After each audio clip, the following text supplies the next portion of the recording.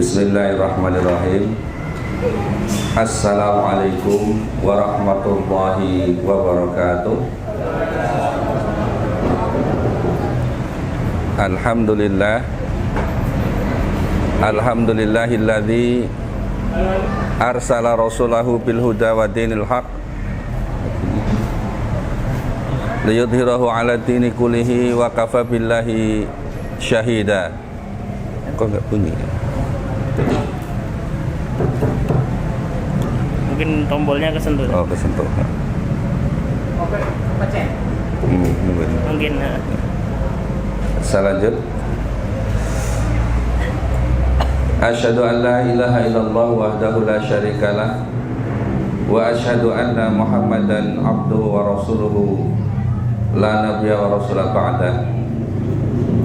Allahumma sholli wa sallim wa barik ala habibina wa nabiyina Muhammadin wa ala alihi wa ashabihi wa man tabi'ahum bi ihsanin ila yaumiddin. Bapak Ibu hadirin wal hadirat rahimani wa rahimakumullahu jami'an. Kita panjatkan puji dan syukur kehadirat Allah tabaraka wa ta'ala yang dengan kebaikan qada dan qadarnya terus menerus melimpahkan kepada kita berbagai macam nikmat dan karunia-Nya. Di antara nikmat terbesar yang kita terima adalah nikmat hidayah Islam dan juga istiqomah di atas iman. Sehingga alhamdulillah sampai detik ini kita masih berusaha dengan upaya yang maksimal menjadi hamba-hambanya yang hanif, menjadi hamba-hambanya yang selalu berusaha menegakkan tauhid dan meninggalkan syirik, menghidup-hidupkan sunnah dan juga meninggalkan perkara-perkara yang menselisihinya. Salawat serta salam semoga senantiasa tercurah limpahkan kepada junjungan kita, suri teladan kita, baginda Rasulullah Muhammad sallallahu alaihi wasallam, keluarganya, para sahabatnya dan juga umatnya termasuk kita insyaallah ila yaumil qiyamah. Bapak Ibu hadirin wal hadirat rahimakumullah, setelah sejenak tadi kita merasakan santapan jasmani, maka untuk mengisi waktu di antara maghrib dan isya kita lanjutkan dengan santapan rohani. Dan insya Allah kita akan membahas satu subbahasan, yaitu jangan bangga berbuat dosa. Kalau saya menanyakan kepada hadirin wal hadirat, kira-kira ada enggak di antara hadirin wal hadirat ini yang tidak pernah berbuat dosa? Mesti jawabannya insya Allah enggak ada. Semua kita, entah itu dosanya besar, entah kecil, entah itu disengaja, entah itu tidak disengaja, pasti pernah berbuat dosa. Betul enggak? Betul? Hanya saja alhamdulillah dosa yang kita lakukan oleh Allah ditutup. Kalau tidak ditutup, masya Allah, ya, malu kita rasanya tentu. Karena apa? Di hadapan khalayak diundang ustadz, tapi ternyata tidak sesuai dengan warna aslinya, kan gitu, ya kan? Nah, ini selaras dengan sabda Rasulullah Sallallahu Alaihi Wasallam di dalam sebuah hadis yang diriwayatkan Imam At-Tirmidzi. Beliau bersabda, "Kullu bani adama khotoun." Seluruh, ya, atau setiap anak Adam, insya Allah kita semuanya pasti ya mengakui anak Adam, ya. Bukan teori Darwin yang dari evolusi kera, ya. Ya, kita semua ini anak Adam, dan setiap anak Adam itu pasti berbuat dosa. Wa khairul khata'in at-tawabin, dan sebaik-baik mereka yang berbuat dosa itu yaitu yang bertaubat. Ya. Ini sabda dari Rasulullah Sallallahu Alaihi Wasallam yang menyatakan setiap Bani Adam itu berdosa dan sebaik-baik orang yang berdosa itu bertaubat. Dan insya Allah kita semuanya yang hadir di sini, setiap kali kita khilaf, ya, khilaf ini kadang sengaja, kadang tidak sengaja berbuat dosa, tentu akan selalu berusaha untuk mohon ampun dengan cara bertobat kepada Allah. Namun ternyata terkadang tanpa sengaja atau tanpa sadar, atau juga memang ada orang-orang yang secara sadar, ya, ada secara sadar itu bangga dengan perbuatan dosa, ya, bangga dengan perbuatan dosa. Contoh yang kita kadang-kadang tanpa sadar berbangga dengan perbuatan dosa, ini kadang-kadang perkara-perkara yang dianggap remeh, ya, remeh temeh, tapi ini sebenarnya termasuk salah satu contoh berbangga dengan perbuatan dosa. Sekarang ini kan kadang-kadang karena adanya media sosial yang luar biasa, akhirnya bertemu antara teman-teman yang dulu semasa SMA misalnya, ya, kemudian reunian. Nah, dengan teman-teman ini sesama alumni kadang ngobrol, bercerita, dan yang diceritakan itu perkara dosa di masa lalunya, ya kan? Bagaimana ketika waktu dulu di sekolah itu nakal di kantin, nyolong bakwan misalnya. Wah, dulu saya itu nek nyukuk bakwan tak tekuk telu ki ngomongi siji misalnya. Ini kan perkara dosa kan? Lah padahal bakul bakwannya sudah meninggal. Lah piye jajal? Lah arep minta maaf. Ya kan? Nah, perkara-perkara dosa yang kita ceritakan kepada orang lain, apalagi dengan guyon tertawa, ini kan sepertinya, ya, seakan-akan secara tidak sadar itu berbangga dengan dosa yang kita lakukan. Belum hal-hal yang lain, ya, belum hal-hal yang lain. Ini mungkin karena kita tidak sadar bahwa itu termasuk berbangga dengan dosa. Yang lebih mengerikan lagi sekarang ini, ya, orang-orang yang masih belum diberikan hidayah oleh Allah, mereka juga secara KTP masih Islam, tapi melakukan perbuatan kemaksiatan dengan bangga luar biasa, ya. Contohnya banyak sekali di sekitar kita. Ada seorang muslim masuk ke diskotek, ada enggak? Banyak kan? Banyak. Ya, kalau di sekitar kita sini mungkin kalau diadakan razia yang masuk diskotek itu bisa jadi 70, 80, bahkan sampai 9% adalah orang-orang muslim. Dan mereka tidak malu, ya kan? Tidak malu dengan perbuatan dosa-dosa yang mereka lakukan tersebut. Ini fenomena-fenomenanya yang ada, yang kita kadang-kadang secara sadar atau tidak sadar berbangga dengan perbuatan dosa, ya. Dan berbangga dengan perbuatan dosa artinya kita terang-terangan melakukan perbuatan dosa tersebut.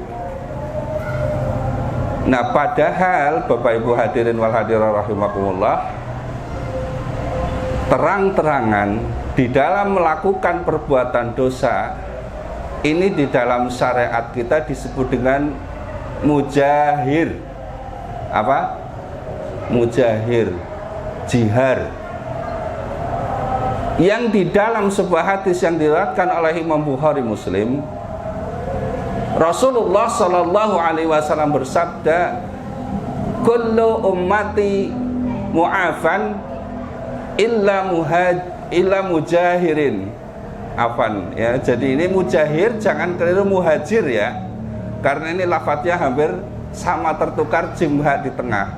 Mujahir ya. Rasulullah bersabda, kullu ummati, setiap umatku mu'afan ya, akan mendapatkan ampunan, akan diampuni oleh Allah dosa-dosanya, illa mujahir, kecuali mereka yang melakukan dosa dengan terang-terangan, mereka yang berbangga-bangga dengan perbuatan maksiat, maka ini dikatakan sebagai mujahir dan tidak akan diampuni oleh Allah. Tidak akan diampuni oleh Allah. Padahal di dalam sebuah hadis yang cukup panjang dari Anas Ibni Malik radhiyallahu anhu, Rasulullah bersabda di dalam sebuah hadis qudsi ya, selama kamu berdoa dan berharap kepada Allah, maka aku akan mengampuni, kata Allah di dalam hadis qudsi tersebut ya. Innaka ma da'autani wa rajatani ghafartu laka ala ma kana fik wala ubali. Ini Allah berfirman di dalam hadis qudsi seperti itu. Ya bani Adam, lau balaghat dunubuk ananas sama sumastaghfartani ghafartu lak wala ubali. Wahai Bani Adam, seandainya kalian menumpuk dosa setinggi langit, kemudian kamu memohon ampun kepadaku, ghafartu lak, maka aku akan mengampunimu dan aku tidak peduli. Kemudian Allah berfirman lagi, ya Bani Adam, lau ataitani bikurabil ardi khotoya tumalaki tani la tusyrik bi syai'an la ataituka bikurabiha maghfirah. Wahai Bani Adam, anak-anak Adam, sekiranya kalian datang kepadaku dengan membawa dosa, bikurabil ardi ini sepenuh bumi dosanya, kemudian kalian mendatangiku dengan tidak berbuat syirik, maka aku akan mendatangimu dengan bikurabiha, semisal itu maghfirah, ampunan ya. Jadi ini Allah memberikan kabar gembira kepada kita melalui Rasulullah bahwa dosa apapun apabila tidak melakukan syirik itu akan diampuni oleh Allah. Tapi di dalam hadis yang tadi yang diriwayatkan oleh Bukhari Muslim, orang-orang yang terang-terangan mereka berbuat maksiat, yaitu orang-orang mujahir, ini juga termasuk orang yang tidak akan mendapatkan ampunan dari Allah Tabaraka wa Ta'ala. Nah, di dalam lanjutan hadis ini ya, inna minal mujaharati fasbik ayya'malar rajulu bilaili amalan thumma yasbiku faqad satarahullah ya.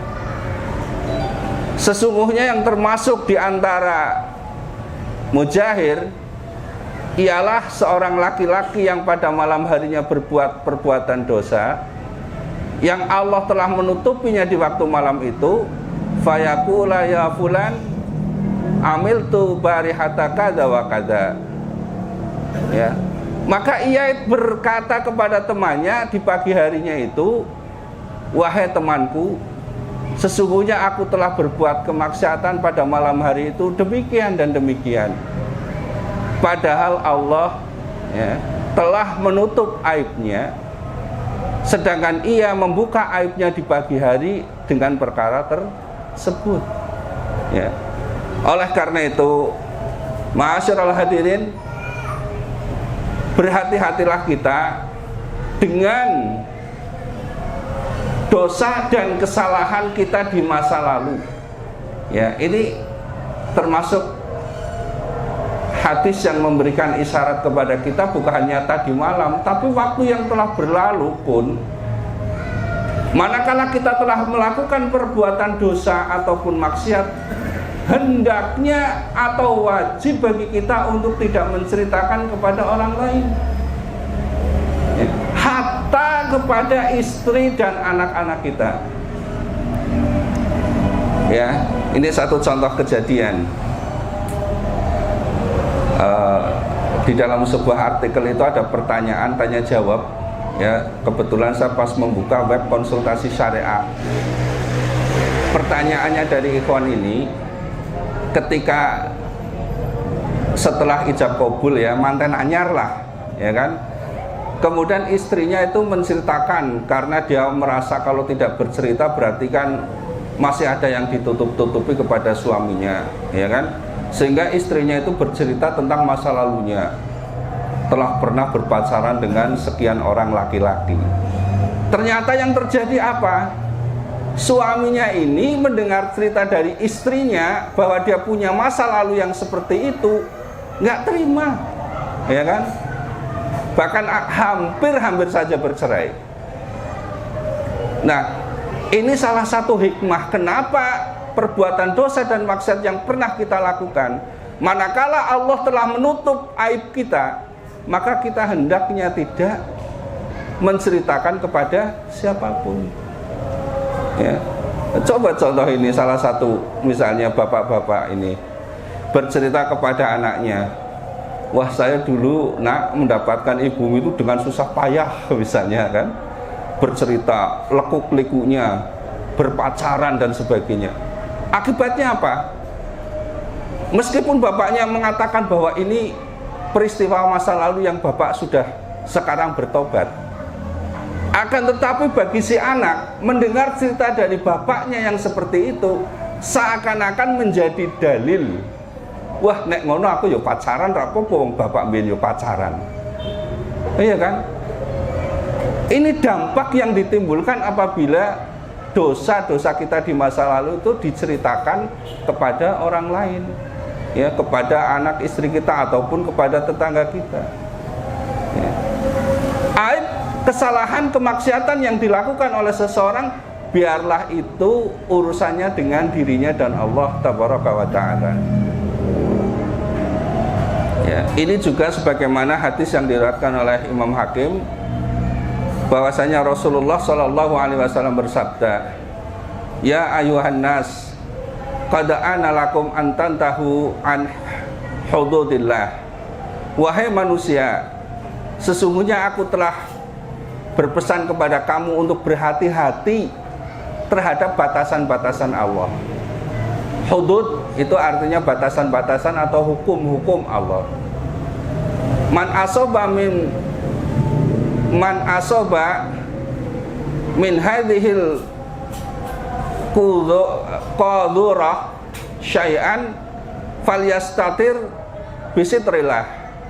Maka apabila di antara kalian itu terjerumus ke dalam perbuatan maksiat, ya, semua perbuatan maksiat itu dalam syariah disebut dengan qadurah, ya, falyastatir bisitrillah, maka hendaknya kalian menutupi dengan tirai Allah. Artinya menutupi dengan tirai Allah, cukuplah seseorang itu berdosa dan mohon ampun kepada Allah, bertobat dengan taubatan nasuha. Ya. Kemudian lanjutnya, fa innahu qad yabdalana safhatahu nuqim alaihi kitaballah.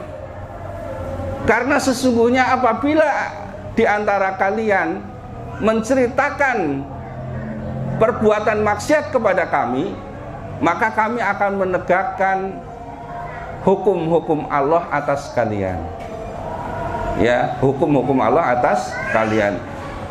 Oleh karena itu, para ulama kemudian sebagian besar berijma bahwasanya ketika seseorang melakukan perbuatan-perbuatan yang itu apabila disampaikan, ya, akan ditegakkan hudud baginya, maka hendaknya dia menyimpan aib tersebut dan cukuplah ia bermohon ampun serta bertobat kepada Allah tabaraka wa ta'ala. Nah, ini sebagaimana kisah yang masyhur yang mungkin hadirin wal hadirat juga pernah mendengar kisahnya, yaitu kisah seorang sahabat bernama Ma'is bin Malik. Ya, Ma'is bin Malik ini datang kepada Rasulullah. Ini riwayatnya ada yang diriwayatkan dari Ibnu Abbas dan juga ada yang diriwayatkan oleh Ibnu Burdah. Ya, di salah satu riwayat ini kurang lebih diceritakan seperti ini. Ma'is bin Malik itu datang kepada Rasul, ya Rasulullah, bersihkanlah aku. Ya, maka kemudian Rasulullah menjawab, apa-apaan kamu?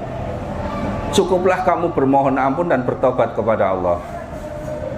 Maka kemudian besoknya datang lagi Ma'is bin Malik ini, ya Rasulullah, bersihkanlah aku. Jawaban Rasul masih sama, apa-apaan kamu? Cukuplah kamu bertobat kepada Allah dengan bermohon ampun kepadanya. Sampai 4 kali Ma'is bin Malik ini datang dan mengatakan, bersihkanlah aku. Sehingga pada yang ke-5 kali datang, Rasulullah mengatakan, apa yang harus aku bersihkan atasmu? Maka Ma'is bin Malik bercerita bahwa aku telah berbuat zina. Rasulullah tidak langsung menerima persaksian dari Ma'is. Maka diutuslah seseorang kepada kaumnya untuk menanyakan apakah Ma'is ini orang yang dalam keadaan waras pikirannya atau tidak. Ternyata utusan Rasulullah datang dan mengatakan Ma'is ini seorang yang waras akal pikirannya.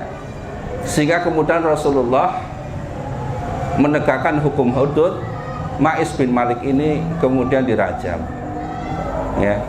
Nah, dari hikmah ini, ya, dari hikmah ini, maka para ulama kemudian berpendapat, jika di dalam sebuah pemerintahan Islam yang ditegakkan hudud, apabila ada seorang yang menyerahkan diri dan hendak atau minta ditegakkan hudud baginya, hal tersebut tidak mengapa sebagaimana yang terjadi atas Ma'is bin Malik.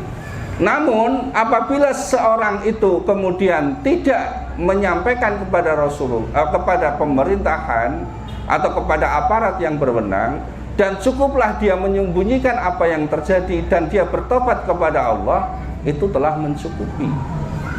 Ya, karena dalam peristiwa ini pun Rasulullah sampai 4 kali, ya, mengatakan kepada Ma'is, apa-apaan kamu? Cukuplah kamu bermohon ampun kepada Allah serta bertobat kepada Allah. Ya. Oleh karena itu, hadirin wal hadirah rahimakumullah, ya,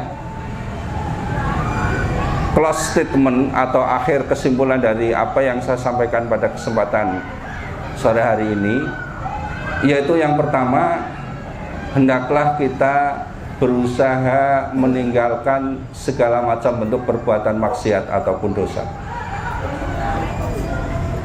Kemudian yang kedua, apabila kita telah terlanjur melakukan perbuatan maksiat, maka segeralah kita bertobat dengan taubatan nasuha, bermohon ampun kepada Allah. Yang ketiga, menyimpan aib atau dosa tersebut dengan tidak menceritakan kepada siapapun. Sebagai penguat, Rasulullah SAW di dalam sebuah hadis Bukhari Muslim juga pernah bersabda, la yasturullahu ala abdin illa satarahullahu yaumal qiyamah. Tidaklah Allah apabila telah menutupi aib seorang hambanya di dunia, illa satarahullahu yaumal qiyamah, kecuali Allah juga akan menutupi aib hambanya tersebut di hari kiamat. Karena itu kita tentu saja bermohon pada kesempatan ini, semoga dosa kesalahan kita, aib kemaksiatan kita di waktu yang lalu ditutupi Allah di dunia, dan juga kelak di hari akhirat ketika mizan ditegakkan, maka semua aib kesalahan kita pun ditutup oleh Allah Tabaraka wa Ta'ala. Jangan kita menjadi orang-orang yang jihar atau mujahirin, yang suka menceritakan dosa kepada orang lain, terlebih lagi dengan berbangga diri dengan dosa. Maka ini akan mengundang bala ataupun mengundang bencana, ya, mengundang azab dari Allah Tabaraka wa Ta'ala. Ya. Idza dhahara zina wariban fi qaryatin